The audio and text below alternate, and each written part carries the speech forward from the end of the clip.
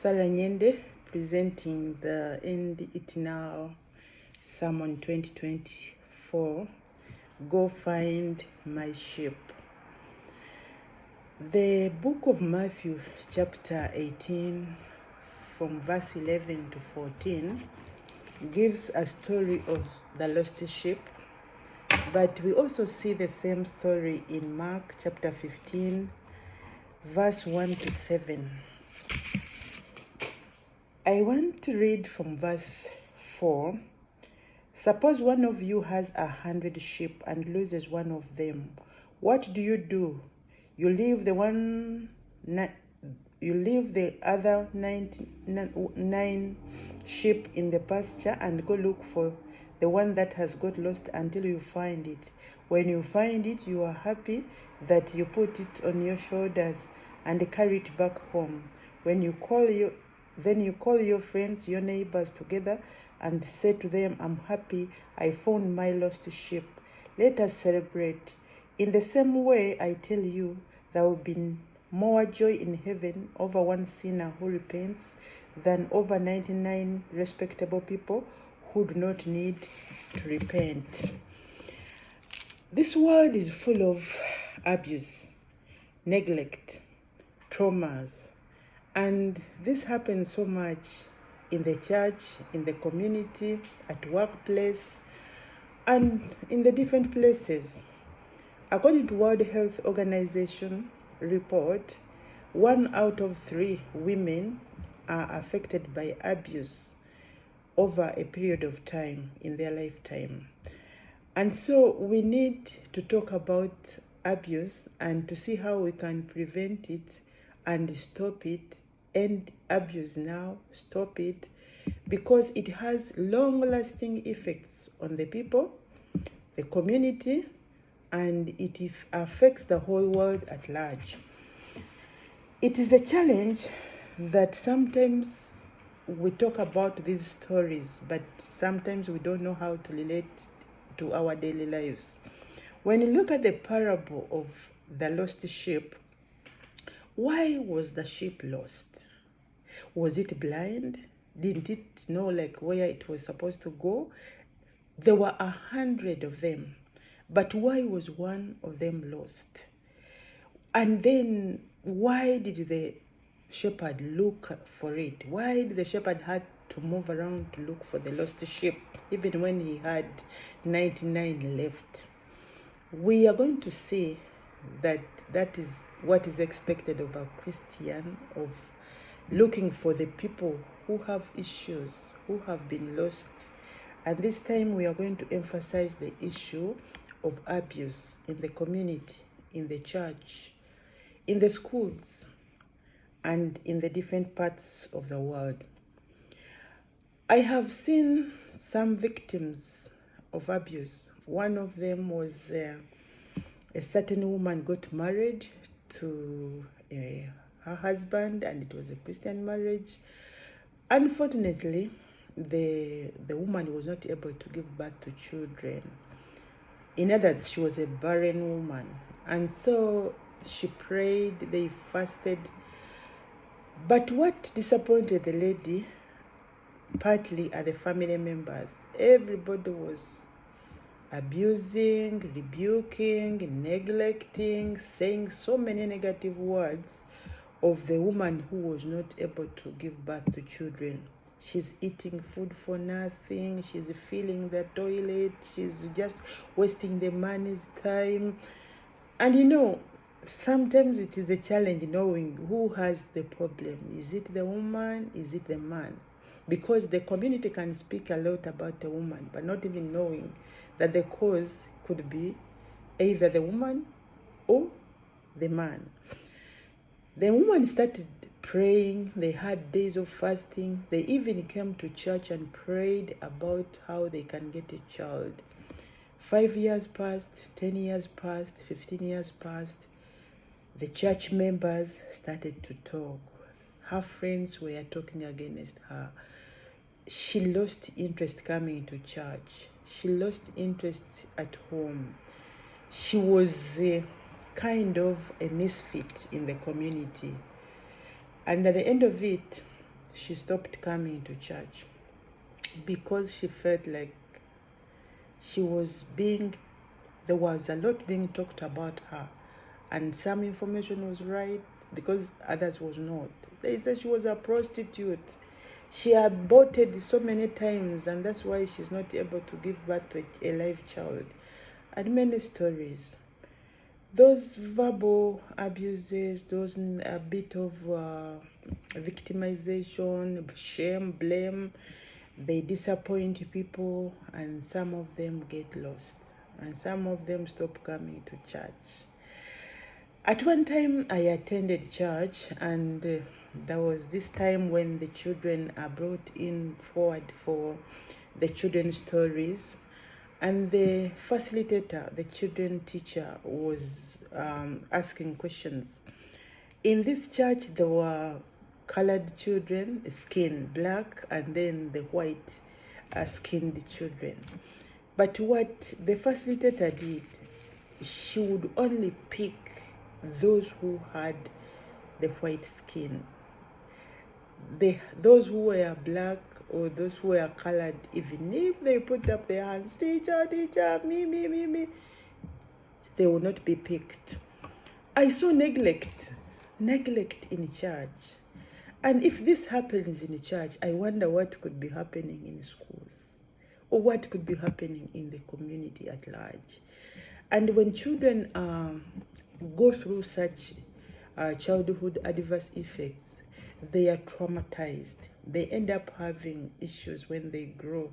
They fear to associate. They fear to speak their mind up. Sometimes they don't even perform to their expectation because of neglect, because of abuse, because of the challenges that they face in the society. And so the church, I like it. It brings about the issues that we face in the community, and it helps everybody to support, to love, to care for the lost sheep.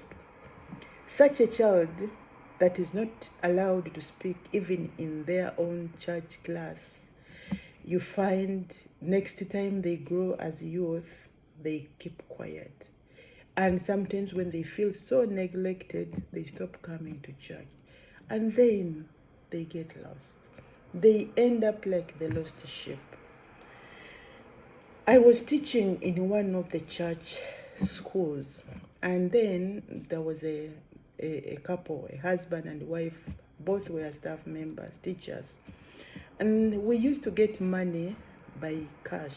We would go to the bursar, and then we get our pay at the end of the month. The man told the bursar that I'm the head of the family, and so every time the month ends, I'm supposed to sign for my money and also sign for my wife's money. At the end of it, the woman would work, but she would not earn, she would not sign anything against her name like she has earned. It went on for some time, but she could not buy a cloth, she could not even buy a bag, she could not go to the salon. She was miserable. It was obvious that she was miserable. So at one time, the woman talked to the administration and said, you people, it's not fair, because when you give money to my husband, yes, he buys food, and the food he wants, he pays for the utilities. But there are other issues that I may want also to help or even do for my children. I can't, because when he gets the money, he spends it the way he wants. And that means it leaves me with a lot of financial challenges. And so that was financial abuse. It's good that the administration sat and looked at it, and it was illegal actually for a person to sign out the salary when the person who has worked has not authorized. So it was allowed later that the person should start, each member should start signing for their money. It's good the process changed and they started paying us through the bank, and so that means each of them had to open up their own account, and she started earning her personal salary. So I know as a family, probably you can sit together and discuss who does what and make a budget, but it was really unfair. It was financial abuse for a woman to work for the whole month, and then she works for months and years, and then she's not able to handle a coin in her hands to decide on what to do with her money. And then the man would do whatever he wants with the money, which was sometimes good for the family and at times unfair. So that affected them even in their spirituality, because one time the man was going to be a preacher, and then the woman was seated in the congregation. And when the man came on the pulpit and the woman sat and saw that he was the one going to talk about the love of God, the woman moved out of the house, out of the church, and said, I cannot listen to that, because what he says is not what he does. So we have people who have backslidden. We have people who have decided to leave the church because of abuse, because of domestic violence, because of sexual abuse, because of financial abuse, because of criticism, neglect, which we should fight, which we should stop. We need to know that people were created with different abilities, with different skin colors, with different abilities, but for the glory of God. And all of us were created in God's image, men and women, children and youth. And so we need to love one another. When you go to the book of Romans chapter 12, verse 10, it emphasizes the issue of love. We need to love one another as Christ has loved us. We need to care about one another, because when we don't, then we are not bothered, and then we are not bothered about the lost sheep. Romans 12:10, it says, love one another warmly as Christian brothers and sisters, and be eager to show respect to one another. We need to love one another as Christian brothers and sisters, and then we must show respect to one another. What happens when people go through abuse, when people have financial abuse, sexual abuse, when they have physical abuse, neglect? Research shows that some people get health issues. They suffer from headache, they have back pains, they get gastrointestinal disorder, sleepless nights, and sometimes they lose appetite. They end up being affected, and unfortunately, because of the effect of abuse, some of the effects are long lasting. They stay for years or for life. People have turned to drug abuse. They have turned to self-destruction, suicide, because of abuse. And some people have lost their love to God. They have lost their willingness to come to church because of abuse. It is therefore our duty that we should look for the lost sheep. When you go into the society, in the church, for example, and you are worshiping your God, and you are in the lesson discussion or women club, or probably Sabbath school, look at the people, look at them, look at their faces, look at them holistically. You will see a person with a red eye. You may find one person with scars. You may find some person who is just sleeping throughout the class, throughout the lesson, throughout the preaching session. It doesn't mean that they are lazy, but did they sleep at night? If they have those scars, what could have happened? If the child they are in the lesson class, in the children class, and the child is sleeping throughout, the child is not responding to anything, it is the duty of one of us to find out more about that person. How are you? How is home? Do you go to school? Where do you work? Oh, so find out if they are willing to open up. That is good, and but even then, you need the leadership. For example, it is our duty as church leaders, as women leaders, as youth leaders, to know more about our people. Where are they coming from? What is happening to them? When they come to church, why is it like every time you ask a question, nobody is responding? Is there a challenge that needs to be settled or something? So, when the person who was looking after the sheep, 100 of them, first of all, you should know the number of the people you are leading. How many are they? How many people are in the women club, in your church? How many people are in the youth club? How many people are? How many children do you have? Because when you get to know the number, it also helps you to follow up. Know the people by their names. Have a record. You may not cram the names, but have a record. For example, in our lesson Sabbath school class, we have the names of the ladies. And then we keep asking, so and so, do you know? Okay, 2 Sabbaths, we see one person has not come. We still find out, hello, how are you? We missed you for 2 Sabbaths. Are you okay? Yes, I'm okay. I went for vacation. That's okay. Or we would even encourage them that if you have a trip or something, share, because it helps. I mean, tell us, not the details, but let's know such that we don't actually look for you. So it is our duty to mind about other people's affairs. We are our brother's keepers. And sometimes when we see people are not coming to church, for example, let's find out what is happening. I was a teacher. We would have duty rotors. We would have rosters. We would call people by name every morning before you start a lesson.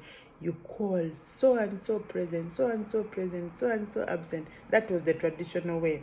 These days we have the electronic way where people clock in and then you know who has come in and who has not come in.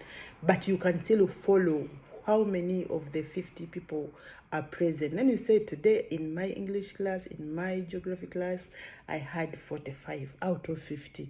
And if it continues for 3 days or 2 days, you find out what is happening to this other child. Oh, sometimes they call us, the school calls the parents and say, so and so, it is 7:30, the lesson started at 7, but so and so has not reported. Has he left home? And that is the system I found in some of these countries. They have to inform you every day, and in each lesson a child does not appear, you expect a call. So they are following up the lost sheep. And if they find out the child is not in school, then we must, if the child is not at home and the child is not at school, so where is the child? And so we have to ask as parents, they ask as a school, and we have to meet the child to explain what happened. And this is what is expected of church. Not like we are following, like we don't want people to do what they want to do. But the idea is every sheep okay? If the sheep is not okay, it is our duty to look for them. And when we look for them, what do? He carried the sheep on the shoulder. He went home. He was happy. He celebrated. And then it says that is what happens in heaven when one soul comes back to the congregation, or comes back to the fold. So the church is full of people who are full of adverse effects, who have had hard experiences. Some people are refugees, but what happened when they were leaving? Some people were sexually assaulted. Some people were hurt. Some people were... Unfortunately, some of the things that happened to the people are happening by the people who are so close to them. We have those that have been affected psychologically, socially, sexually, financially. Abuses are of different kinds. Some people are abused at their workplace, but their safety is either they go home or sometimes they come to church. But when they come to church, what do? Do we add injury to injury, or we help the injury to heal? So we need to be aware of the traumas that people go through, men and women, children and youth. And then when we get to know, let's engage the people.